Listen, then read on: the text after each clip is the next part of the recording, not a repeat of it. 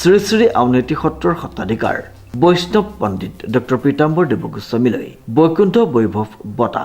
উল্লেখযোগ্য যে শ্ৰীমন্ত শংকৰদেৱ গুৰুজনাৰ অপূৰ্ব আৰু নান্দনিক সৃষ্টি ভাওনা সংস্কৃতিৰ প্ৰচাৰ আৰু প্ৰসাৰ কৰাৰ লক্ষ্যৰে গুৰুজনাক শ্ৰদ্ধা জনোৱাৰ উদ্দেশ্যে ইংৰাজী 30 নৱেম্বৰৰ পৰা 7 ডিচেম্বৰলৈ দ্বিতীয় সংখ্যক সদৌ অসম ভিত্তিত ভাওনা প্ৰতিযোগিতা 8 দিনীয়া বৰ্ণাঢ্য কাৰ্যসূচীৰে অনুষ্ঠিত কৰা হৈছে। মহাপুৰুষজনাৰ এক অপূৰ্ব সৃষ্টি ভাওনা, এই ভাওনাক প্ৰতিযোগিতাৰ মাধ্যমেৰে আমাৰ যি চহকী সংস্কৃতি, এই চহকী সংস্কৃতিক বিশ্বৰ দৰবাৰলৈ আগুৱাই নিয়াৰ ক্ষেত্ৰত যি মহান উদ্যোক্তাসকলে যি প্ৰয়াস হাতত লৈছে, সেই প্ৰয়াসত মই খুব শ্ৰদ্ধা জনাইছোঁ। বৃহত্তৰ কাকতলীয়াবাসী ৰাইজ লগ লাগি খুব আটক ধুনীয়াকৈ এই বৈকুণ্ঠ ধামলৈ পৰ্যবেক্ষিত হোৱা এই ঠাইত ভাওনা প্ৰতিযোগিতা আয়োজন কৰিছে। এই প্ৰতিযোগিতা ভাগৰ আজি এভাগ মহাপুৰুষীয়া ভাওনাৰ উদ্বোধনী অনুষ্ঠানত আমি উপস্থিত থাকিলোঁ। উদ্যোক্তাসকলৰ শলাগ লৈছোঁ আৰু এনেকুৱা ধৰণৰ কৰ্মৰ জৰিয়তে আমাৰ সমাজৰ পৰা অসূয়া অপ্ৰীতি অপায়মংগল দূৰ হ'বৰ বাবে ভগৱানৰ শ্ৰীচৰণত এপাক প্ৰাৰ্থনা জনোৱা হয়।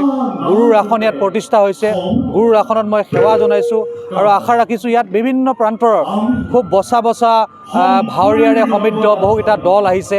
আজি এতিয়া মাজুলীৰ পৰা এটা দলে ইয়াত প্ৰতিযোগিতাত অংশগ্ৰহণ কৰি আছে আৰু বিভিন্ন প্ৰান্তৰ বহুকেইজন বিচাৰক আহিছে। গতিকে আমি আশাবাদী যে আমাৰ অঞ্চলবিলাকত এই ধৰণৰ অনুষ্ঠানবিলাকে অঞ্চলবিলাক সুন্দৰ কৰি ৰখাত সহায় কৰিব আৰু সমান্তৰালভাৱে সমাজত যিবিলাক বেয়া আছে এই বেয়াবিলাক আঁতৰি যাবৰ বাবে এই ধৰণৰ মাধ্যমবিলাক আমি ল'ব লাগে আৰু আচলতে আমাৰ সংস্কৃতিৰ বৰঘৰ চহকী কৰিবৰ বাবে ভাওনাই হওক, বৰগীতেই হওক, আমাৰ যিবিলাক চহকী সংস্কৃতি, সেই সংস্কৃতিক আমি সুন্দৰ ৰূপত উপস্থাপন কৰিব লাগে। আগতে ধৰক নামঘৰত ভাওনা আছিলে, সেই ভাওনা ৰাইজে ধৰক যেনেকৈ কৰিছিলে, কিন্তু বৰ্তমান প্ৰতিযোগিতালৈ অহাৰ লগে লগে ভাওনা প্ৰকৃততে কেনেকৈ কৰিব লাগে, প্ৰৱেশ কেনেকৈ মাৰিব লাগে, যুদ্ধ কেনেকৈ দিব লাগে, এটা শৃংখলাবদ্ধতা আছে, সেইটো দৰকাৰী আছে।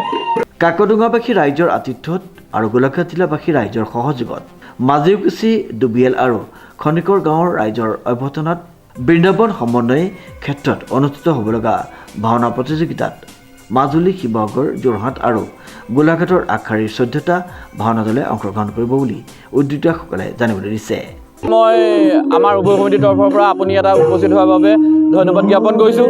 আপোনালোক সকলোৱে গম পাইছে গোলাঘাট জিলাৰ অন্তৰ্গত কাকডোঙা মৌজাত দ্বিতীয় বাৰ্ষিক সদৌ অসম ভিত্তিত ভাওনা প্ৰতিযোগিতাৰ আজি পঞ্চদিন। গত 4 দিনে ৰাইজৰ যি ঐকুণ্ঠ মৰম আৰু ইয়াত উপস্থিত হৈ যি আমাক সহায় কৰিছে তাৰ বাবে মই সমূহ ৰাইজক সেৱা জনাইছোঁ। আশা ৰাখিছোঁ বাকী যি 3 দিন আমাৰ ভাওনা প্ৰদৰ্শন হ'ব, গোটেইকেইদিন যেন আমাৰ ৰাইজে আহি ইয়াত উপস্থিত হৈ আমাৰ এই কাৰ্যসূচীত সহায় কৰে তাৰ বাবে আমি অনুৰোধ জনালোঁ।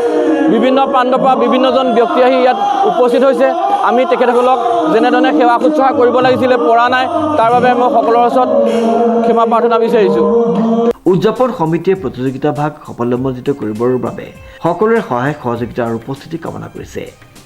আৰু গোলাঘাট জিলাৰ সহযোগত কাকডোঙাবাসীৰ আতিথ্যত দ্বিতীয় সংখ্যক ভাওনা প্ৰতিযোগিতা ভাগি সমন্বয় বৃন্দাবন ক্ষেত্ৰত যি অনুষ্ঠিত হৈছে, আমি প্ৰকৃততে যথেষ্ট আনন্দিত হৈছোঁ। দ্বিতীয় বৈকুণ্ঠপুৰীলৈ পৰিগণিত হোৱাত আমি যথেষ্ট ভাল পাইছোঁ, আনন্দিত হৈছোঁ। আৰু আমাৰ গোলাঘাট, যোৰহাট, মাজুলী জিলাৰ পৰা ভকত বৈষ্ণৱসকল আহি আমাক ইয়াত যি পদধূলা দিলে, সেৱা কৰি আমি অত্যন্ত সুখী। গতিকে আমাৰ আজি 30 নৱেম্বৰৰ পৰা 7 ডিচেম্বৰলৈ যি অনুষ্ঠিত হোৱা ভাওনা প্ৰতিযোগিতা ভাগি আজি পঞ্চম দিনত আমি ভৰি দিছোঁ। আমি গত 4 দিনত আমি যি ৰাইজৰ সঁহাৰি পাইছোঁ, ৰাইজৰ সেৱা বুটলিবলৈ সক্ষম হৈছোঁ।